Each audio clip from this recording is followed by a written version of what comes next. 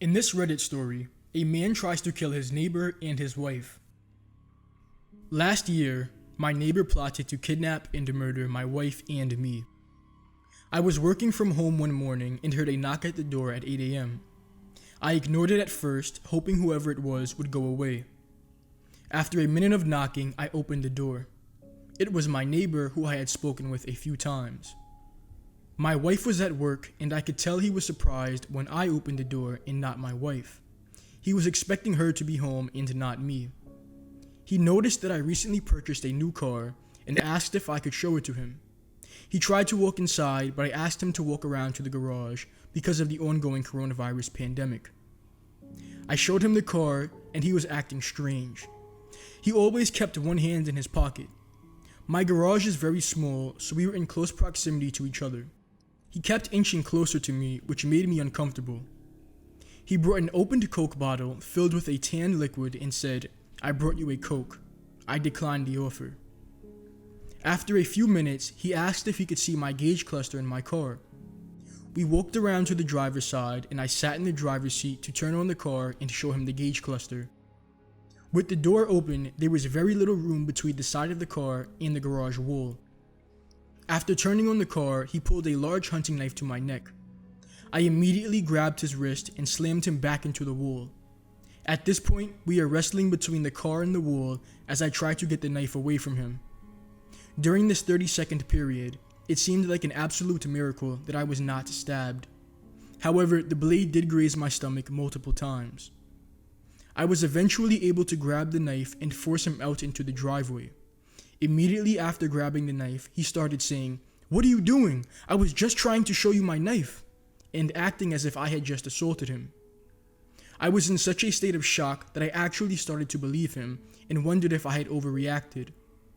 I know this seems ridiculous, but I was completely delusional at the time and did not know what his intentions were. I stood in the driveway, hands shaking, with 911 dialed on my phone, but I did not make the phone call. He acted like nothing just happened and started asking me questions. They were really suspicious questions. He asked, "Do you have a security system?" I lied and said yes. I asked him to go home multiple times, and eventually he went back inside his house, but he did not shut his main garage door. At this point, I assumed that he just walked back home. I needed to drive to work, so I started getting myself ready to leave. After getting ready, I went outside and walked around the house to the garage with a can of bear mace. I searched around the garage and was still worried that he still might be there. As I started to get into my car and leave, I saw my neighbor laying down behind some boxes in the garage, and he was just staring at me. I yelled and ran as fast as I could back to the door and called the cops. The cops arrived quickly, and my neighbor had disappeared. They searched around his house and mine, but they could not find him. The cops said that they would stay in the area, but that they were going to leave for now. My house is surrounded by woods, and I have a large back porch. Frightened, I stood in the middle of the porch while holding bear mace. I looked around and noticed my neighbor hiding in the woods staring at me. I ran back inside and called the cops. The cops arrived quickly and pulled their guns on my neighbor and arrested him. He later said, "I was just trying to scare him." They found the knife, zip ties, vodka, and a note on him that read, "Turn around and put your hands behind your back." It was later discovered that the Coke bottle he wanted me to drink contained pesticides. He was there to murder me or my wife. He was charged with 3 felony counts and is currently awaiting trial. In this Reddit story, a man is brutally attacked with a machete. I was in Thailand heading back to my house from a popular area with bars. I went down the same streets that I always did, cutting through the center of the city. I passed by the technical college and saw a group of guys hanging on the corner. I did not think anything of it as I entered the final alley that would put me at my house. 2 mopeds passed me and went into an alcove to my right. As I passed it, they zoomed out and cut me off. 4 guys got off their bikes and one approached me and said, "Where you going?" and then punched me in my face. At this point, I was on the floor. I looked up and he had his arm up and swinging an object at me. I did the only thing I could. I put my arms up to protect my face and began yelling for help. After several blows to my arm, I attempted to turn and run, but his buddies were there to stop me and kept cutting off my escape. After a couple of minutes, they all hopped on their bikes and left. I looked down at my arm. My left arm below the wrist was cut halfway through. One of my bones was completely exposed. My hand was hanging uselessly at the end, and I immediately knew I was in deep shit, even though I did not feel a thing. I had minor medical training, so I took note that no arteries were severed, but I was bleeding profusely and needed help. A lady nearby helped me. She got me in her car and took me to a hospital literally 100 yards away. It turns out that what the guy swung at me was a machete, according to the doctor. I thought it was a cane or a rod of some sort. So that's my story. It's important for me to say that I stayed in Thailand for a year after this event.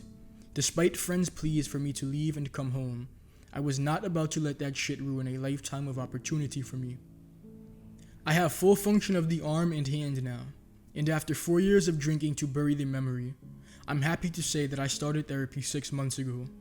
I quit drinking entirely and I was diagnosed with PTSD. In this Reddit story, a 15-year-old girl is almost killed by her father. I was 15 years old and my dad plotted to kill me. My dad had only been back for around a few months after being homeless for a while, due to his 20+ year methamphetamine addiction. He had never been violent towards me before, but I later found out that he had tried to kill my mother just months prior and she brushed it off as him having a PTSD episode. I came home from school and he surprise attacked me by suffocating me with a pillow and attempting to sexually assault me. I ended up being able to get up and run to the bathroom, the only room in our house with a lock.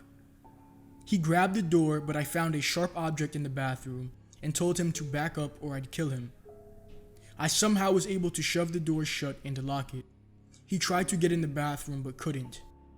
He actually said, "I'm leaving," and opened and closed the front door to try and lure me out. It was quiet for a while, but then I heard him breathing outside the door.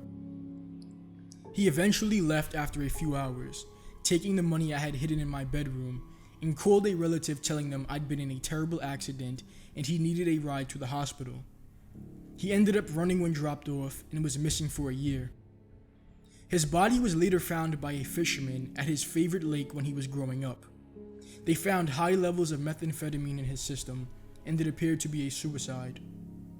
Later, when investigating the home I was attacked in, they found hammers, duct tape, and knives under my mom's mattress, and it looked very much so like he intended to kill me.